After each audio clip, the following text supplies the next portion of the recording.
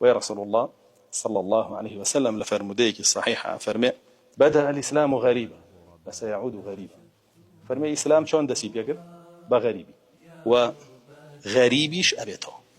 جاء فرمي كما بدأ هل وقت شون بغريبيش دسي بيقر قالين إسلام غريبته يكسر خيالنا تشيب ولا يخو تو زي ريش برا وتو شروالك كرت كردوته تو زي مشغولي قرآن وحديثي ترتو غريبي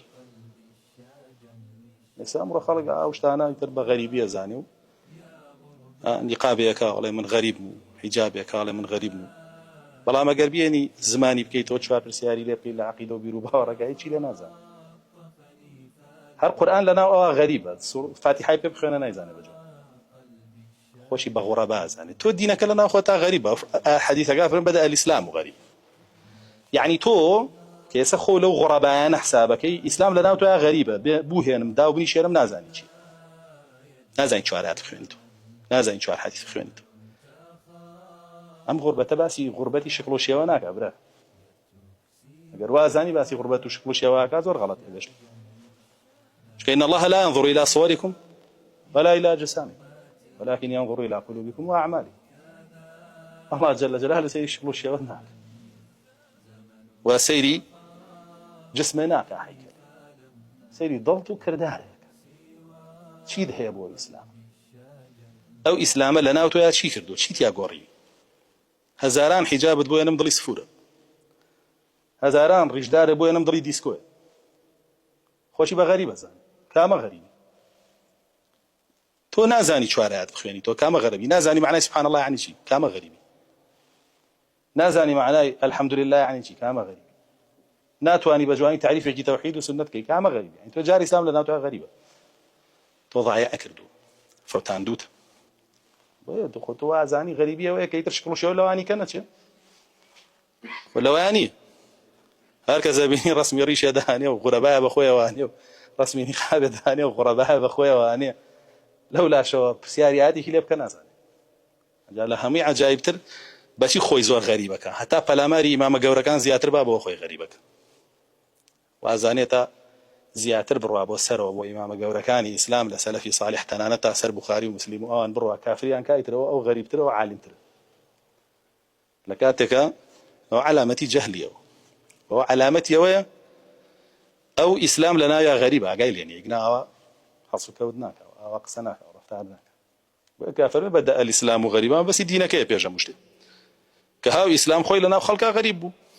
خلق مي بيتشوانيه ويكر خلق مي جاهل بو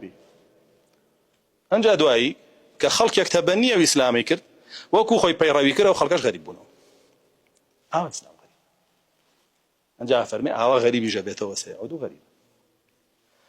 اگر دی خد بین لبینی غربتی یکم و دو ما چی هبو سرکوتن هبو ظهور هبو درکوتن هبو برزبونوی اسلام هبو و حاکم بونی اسلام هبو بسر زویه بیم فرموده هر بدی ورشقه سیر ناکره آياتكش بهمان شو بدي وسفياكش عسيركري غريبة بيتو بلام جاركي كش ظاهرة بيتو كخبري شبيه درا على آخر زمانه ظهور هربو إسلامه سرقوتن هربو مسلمانا وينا بيتو تماشا بيد طاوتو غريبة كيتو داني شبيج مكة وتامريتو بحسابي خود وآية الحوريقاني باجا مي شاوريتون واني فلا برزاقان بوتو دان راوكوش كان بورازين راوتو نخير تو اصلا بو غريبي لنا بيانا او دعوه دينك هلا قلتو بحديث قال فرميتي فطوبى للغرباء طوبى بو غريبه كان بلام كليه برسن من هم والصحابه برسال لرسول الله قال ان كان غريبه كان ابينا لبرشاو نعلم خومانين حتما وايانا لن كان يعني اوان او صحابان خويان بو غريبان نازن تاكي شمليره داني شو طالبي شو حجاب يقول كرديتي خوي لي ابو غريبان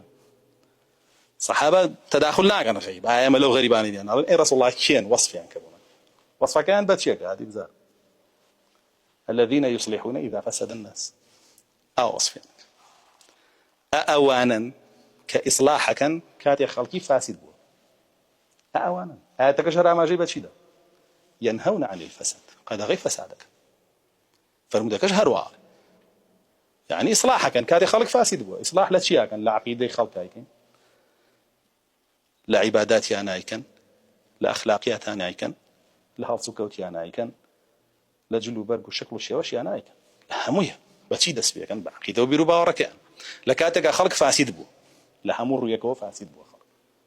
نا عەقیدەیەکی صحیح و دروست مەوە 72 گروپ گومڕا دروست بووە یەک گروپ لەسەر حەق يعني لە 72 ڕووەوە اعتقاد و بیر و باوەڕی مسلمانان تێک دراوە فیرقە و گروپ و تاقم هاتۆتە ناوی تێکیە و ئەژمێنێ بەردەوام ئیشیشەکە لەسەر مسلمانان ئەنجا لەوە بڕۆ بۆ فقه و عیباداتیش لەوە بڕۆ بۆ أخلاقيات وهالسكوت ومعاملات لها مياه فساد دنيا قرفته جاء أفرمي غريبك أو كسيك أو إصلاحك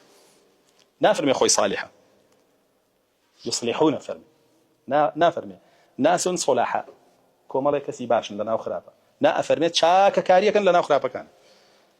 يعني أواني دسيان قلت وبكلاوك إخوانا وباني با أواني عبادتي خوك وحقي كسي نبي أوانا ناقرته أنا إخوان لفاسدة كان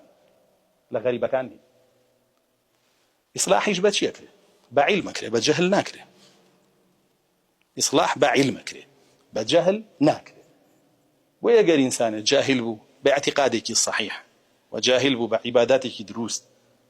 وجاهل بو بمعاملاتك طواو بأخلاقياتك طواوي إسلام هي سلفي صالح من هي أوسي جيلي رسول الله شاهدي خيري بوداون أما خوي فاسدة أما جارية أبي بروا فير بي بوين يخسك